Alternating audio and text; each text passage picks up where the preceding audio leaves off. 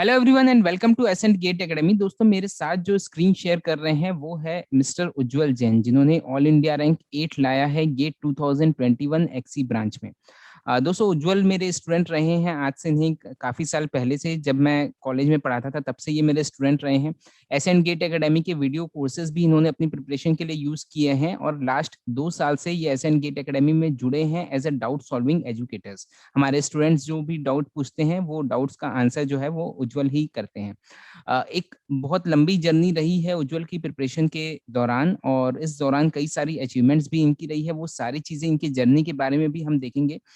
दोस्तों, उज्जवल की जर्नी इसलिए भी इतनी ज़्यादा महत्वपूर्ण हो जाती है क्योंकि ये एक कोई बहुत टैलेंटेड बंदे की जर्नी नहीं है। ये आपके और मेरी तरह एक एवरेज स्टूडेंट की जर्नी है, जिसने कंसिस्टेंटली एफर्ट किया है और उस एफर्ट के दम पे उसने आज ऑल इंडिया रैंक 8 अचीव किया है गेट 2021 में। तो दोस्तों, आज सबसे पहले तो हम उज्जवल आपको बहुत-बहुत बधाई देना चाहेंगे इस चीज़ के लिए, और आपसे ही समझना चाहेंगे आपकी जर्नी के बारे में, कॉलेज के बाद से अब तक की आपकी जर्नी और आपके अचीवमेंट्स इसमें क्या-क्या रहे हैं?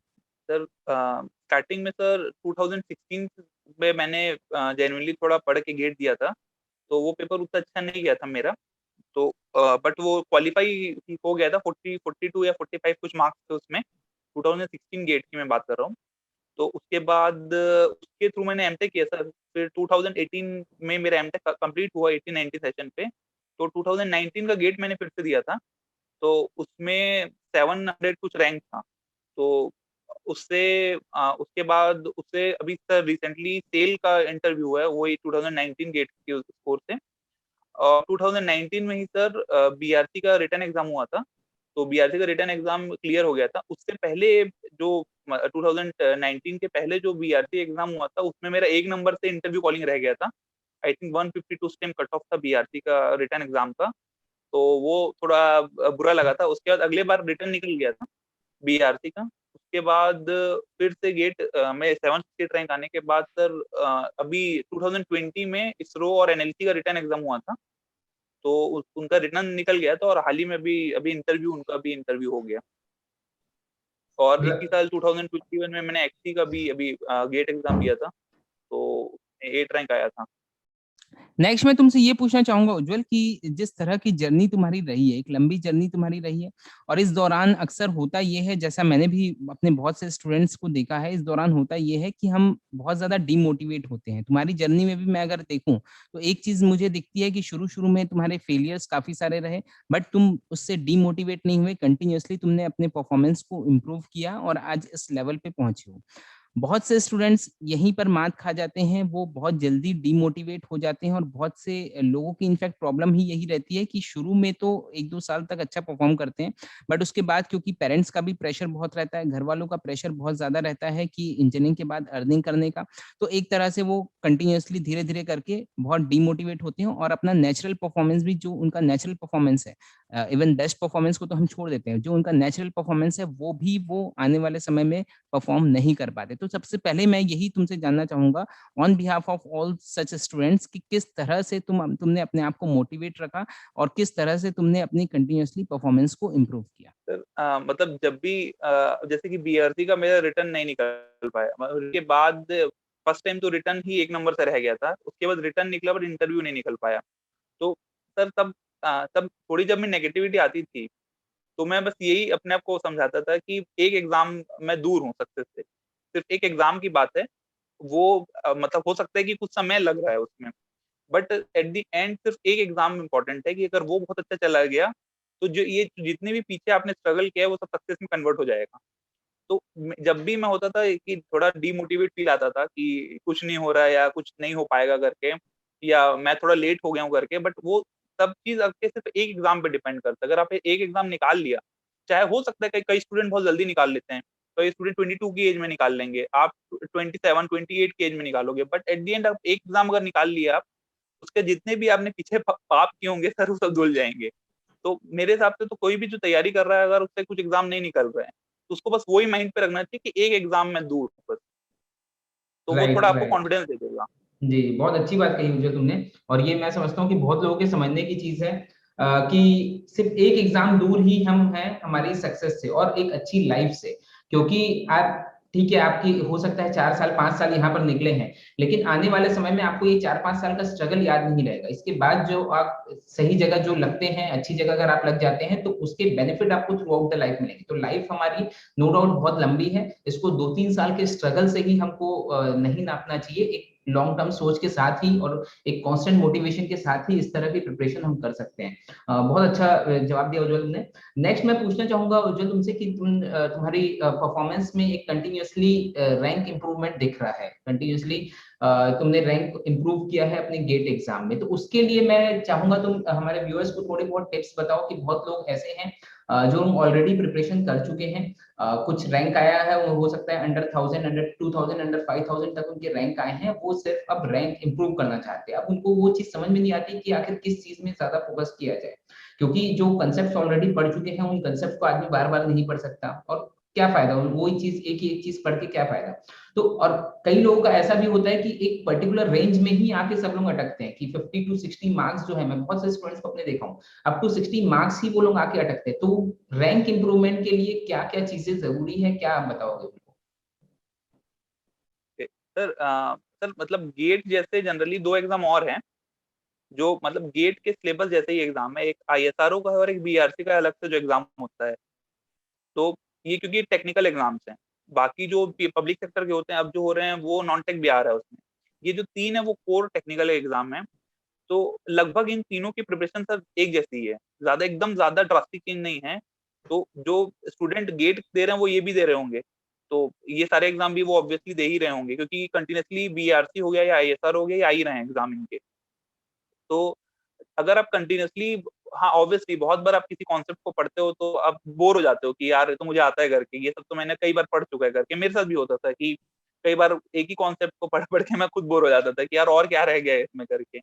तो उससे वो अगर जब आप रिवीजन एक बार कर चुके हो, मतलब एक बार आपने अगर पूरा पढ़ लिया है, तो सर आपके बाकी जितने भी डाउट हैं या उस थ्योरम से या उस थ्योरी से प्रॉब्लम है आपकी, आपने एक बार अच्छे से समझ भी लिया है, तो आप मेनली फिर उस पर फोकस करना चाहिए क्वेश्चन सॉल्व पे।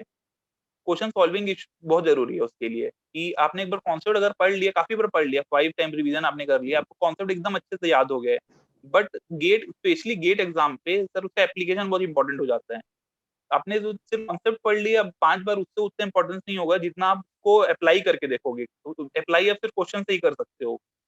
तो वो स्टूडेंट जो बहुत बार तैयारी कर चुके हैं और जो पूरी थ्योरम या पूरी थ्योरी पढ़ चुके हैं, तो सर एट द एंड सिर्फ जो डिफरेंस है वो सिर्फ क्वेश्चन आप कितने सॉल्व कर ले रहे हो, वो काफी इंपॉर्टेंट हो जाता है। क्वालिटी क्वेश्चन सर, थोड़े अच्छे लेवल के क्वेश्चन, क्योंकि गेट के क्वेश्चन बहुत अच्छे रहते हैं, क्वालिटी वाइज वो अच्छे होते हैं, बाकी पब्लिक सेक्टर के कंपेयर में वो क्वालिटी क्वेश्चन की कॉन्सेप्ट की ज्यादा होती है। तो वो सिर्फ आपके उस टॉपिक क्वेश्चन से या किस टेस्ट सीरीज देने से ही वो थोड़ा प्रॉब्लम सॉल्व हो पाएगी। Right right right. और क्वेश्चंस के सोर्स क्या होने चाहिए उज्जवल, क्योंकि जनरली लोग यहीं पर आके अटकते हैं कि क्वेश्चन जो सॉल्व करते हैं वो लोग वो ऑलरेडी जो प्रीवियस ईयर के क्वेश्चन है वो ऑलरेडी सॉल्व किए हुए रहते हैं, और उसी क्वेश्चन को अक्सर वो लोग रिपीट करते हैं। तो तुम्हारे क्वेश्चंस के सोर्सेस और क्या थे, जो नए क्वेश्चन तुम सॉल्व करते थे उसके सोर्सेस क्या थे, कि कौन कौन से सोर्सेस के थ्रू करते थे, और टेस्ट सीरीज का इसमें कितना इंपॉर्टेंस है वो भी मुझे बताएंगे। सर सर मतलब मैं कुछ कुछ इंस्टीट्यूट है जिनकी टेस्ट सीरीज है, बट मेरे हिसाब से वो सब जो टेस्ट सीरीज है वो उतने फायदेमंद नहीं, क्योंकि वो बहुत ज्यादा ओवर क्वेश्चन कर देते हैं। आई मीन लेवल बहुत ज्यादा कर देते हैं, वो गेट कभी टच नहीं करेगा। अगर कोई स्टूडेंट दे भी रहा होगा उनकी टेस्ट सीरीज, तो वो अब उनके मार्क्स बहुत कम आएंगे, तो वो और डिमोटिवेट हो जाता है कि मुझे कुछ आ ही नहीं रहा है करके। तो मैंने भी ऐसी कुछ एक दो टेस्ट देने शुरू किए थे, तो एक बहुत नेगेटिविटी आ गई थी कि यार इतना मैंने पढ़ा है और कुछ क्वेश्चंस बन ही नहीं रहे हैं, क्योंकि वो क्वेश्चन सर गेट में कभी नहीं आएंगे वो टेस्ट सीरीज के। तो ऐसे टेस्ट सीरीज से थोड़ा अवॉइड करें उस चीज को, कि एकदम कैरिड अवे मत हो जाए कि मुझे प्रैक्टिस करनी है तो हर लेवल के मैं क्वेश्चन कर लूंगा। वो हम नहीं कर सकते, हमको 12 सब्जेक्ट पढ़ने हैं क्योंकि, तो एकदम ज्यादा लेवल में आप उन चीजों को नहीं पढ़ सकते। वो फिर पॉसिबल ही नहीं कि 1 साल या 2 साल के अंदर आप तैयारी कर रहे हो। तो लिमिटेशन के लेवल के क्वेश्चन, जैसे आपने प्रीवियस ईयर के गेट क्वेश्चन अगर जितना सॉल्व कर लिए हैं, उसको एक बेसिक आइडिया मिल जाता है कि गेट के किस लेवल के क्वेश्चन आ सकते हैं। अगर कभी भी प्रीवियस ईयर के आपने पूरे गेट सॉल्व किए और अगले ईयर का भी आप पेपर देखेंगे, तो 70% पेपर लगभग वैसे ही होता है, जो प्रीवियस ईयर के जिस टाइप के क्वेश्चन आ रहे हैं ट्रेंड पे। तो वो जो 30% है सर, वो नए क्वेश्चन आप उस लेवल के ही देखें, कि वो जो प्रीवियस के क्वेश्चन है उसके आसपास के क्वेश्चन देखें। एकदम ज्यादा लेवल के या मास्टर्स के लेवल के क्वेश्चन सॉल्व करने की जरूरत ही नहीं है आपको, वो गेट वाला कभी नहीं पूछेगा। तो वो भी इंपॉर्टेंट है कि स्टूडेंट को पता होने के लिए कि क्वेश्चन किस टाइप के आ रहे हैं। अब वो एक सब्जेक्ट को लेके बैठ गए और वो एकदम हाई लेवल के क्वेश्चन सॉल्व करने लग गया, तो वो गेट एग्जाम के लिए उतना इंपॉर्टेंट आपका वो काम नहीं कर पाएगा वो चीज। Right right right. तो ये तो हुई जिनको क्वालिटी रैंक भी इंप्रूव इंपॉर्टेंट करना है, ज्यादा, हाँ, ज्यादा से ज्यादा क्वेश्चन जिनको सॉल्व करने हैं। अब जो लोग थर्ड ईयर वाले हैं या जो फाइनल ईयर वाले हैं, जो अभी प्रिपरेशन स्टार्ट कर रहे हैं, उनको किस तरह से करना चाहिए, क्या टिप्स देना चाहेंगे? है। अभी जैसा ट्रेंड हो गया है, मतलब मैं अभी रिसेंटली जो हो गया है, तो मेरे हिसाब से जो फाइनल ईयर वाले हैं, जो थर्ड ईयर से स्टार्ट कर रहे हैं प्रिपरेशन, तो अब मुझे ऐसा लगता है कि वो टेक्निकल और नॉन टेक्निकल दोनों पढ़ना शुरू कर दें। क्योंकि अब जो ट्रेंड आ रहा है वो ओवरऑल का ट्रेंड आ रहा है कि अब सिर्फ प्योर टेक्निकल से भी अब एग्जाम बहुत कम हो गए हैं। तो वो टेक्निकल तो इम्पोर्टेंट है ही सर, अगर आप एज एन इंजीनियर हो तो टेक्निकल तो आपको आना ही पड़ेगा, उसका कोई बाईपास नहीं है। बट हाँ, उसके साथ साथ सर नॉन टेक की भी वो थोड़ा तैयारी शुरू कर दे, बेसिकली ही पढ़े नॉन टेक्निकल को।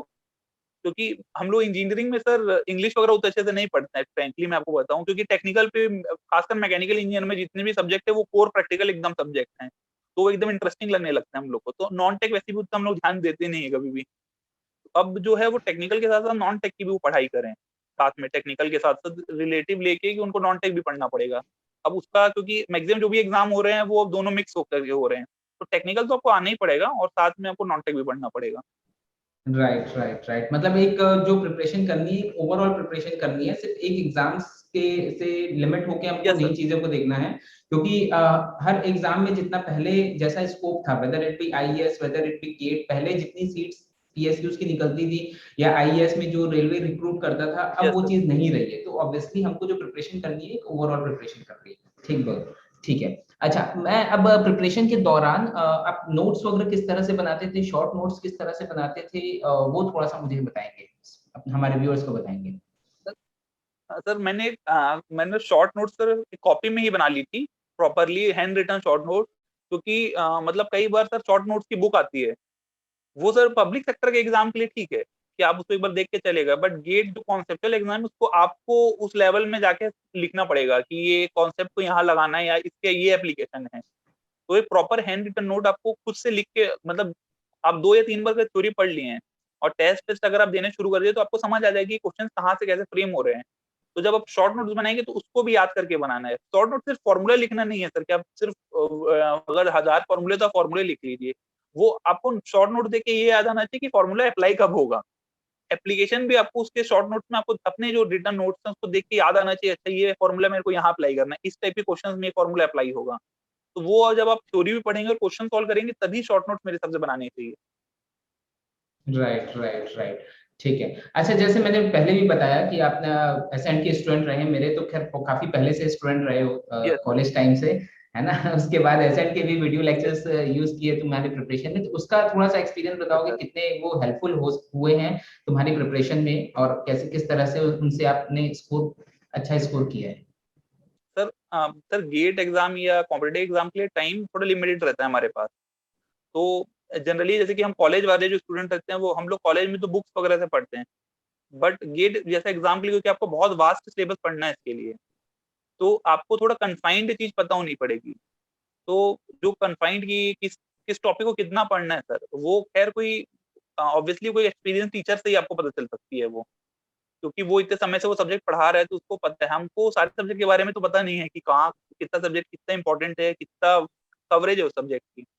तो जनरली मैंने भी कोचिंग इसीलिए ज्वाइन की थी सर, क्योंकि सिलेबस जो बीटेक में हम पढ़ते हैं सर वो बहुत अलग चीज हो जाती है, पर कॉम्पिटेटिव एग्जाम बिल्कुल अपोजिट है उसका। तो उसके लिए हमको थोड़ा उस फेस में जाना पड़ता है कि कॉम्पिटेटिव एग्जाम का नेचर कैसा है। तो उसके लिए सर थोड़ा कोचिंग या गाइडेंस की इंपॉर्टेंस बढ़ जाती है, खासकर कॉम्पिटेटिव एग्जाम के लिए। तो सर मैंने जो आपका वीडियो कोर्स था उसमें स्पेशली 2 या 3 टॉपिक मुझे वो काफी अच्छे लगे हैं। जैसे कि इंजीनियरिंग मैथमेटिक्स वाले जो सर पढ़ाए थे, इंजीनियरिंग मैकेनिक्स आपने पढ़ाया था, और प्रोडक्शन के जो मशीनिंग के जो लेक्चर्स थे सर, वो मेरे लिए काफी हेल्पफुल थे, क्योंकि ये सब सिलेबस सर थोड़ा वास्ट सिलेबस है, तो इसके लिए थोड़ा लिमिटेशन होना जरूरी है, तो मुझे काफी अच्छे लगे थे वो। ओके, तो थैंक यू सो मच उज्जवल, आपने अपना टाइम दिया हमारे व्यूअर्स को ये बताने के लिए कि किस तरह से प्रिपरेशन की जाए। और जैसे मैंने बताया, ये एक अपने आप में ये एक इंस्पिरेशन है उन लोगों के लिए जो लोग बहुत लंबे समय से प्रिपरेशन कर रहे हैं और कंटिन्यूअसली प्रिपरेशन से डीमोटिवेट होते हैं। सो बेसिकली आपको कहीं पर भी डीमोटिवेट नहीं होना है, एक कांस्टेंट मोटिवेशन आपको बनाए रखना है और सबसे जरूरी चीज है कंसिस्टेंसी आपको बनाए रखना है। ओके, आपने हमेशा खरगोश और कछुए की कहानी हमेशा से आप सुनते आए हैं और उससे भी हमको यही सीख मिलती है कि कछुआ भले ही स्लो रहता है बट वो कंसिस्टेंटली ट्रेवल करते रहता है, तो डेफिनेटली एक दिन अपने गोल को वो अचीव कर लेता है। ओके, सो आई होप ये इंटरव्यू आप सबके लिए हेल्पफुल रहा होगा और उज्जवल आपको we wish you all the very very best for all your future endeavours. Thank you so much. Thank you sir.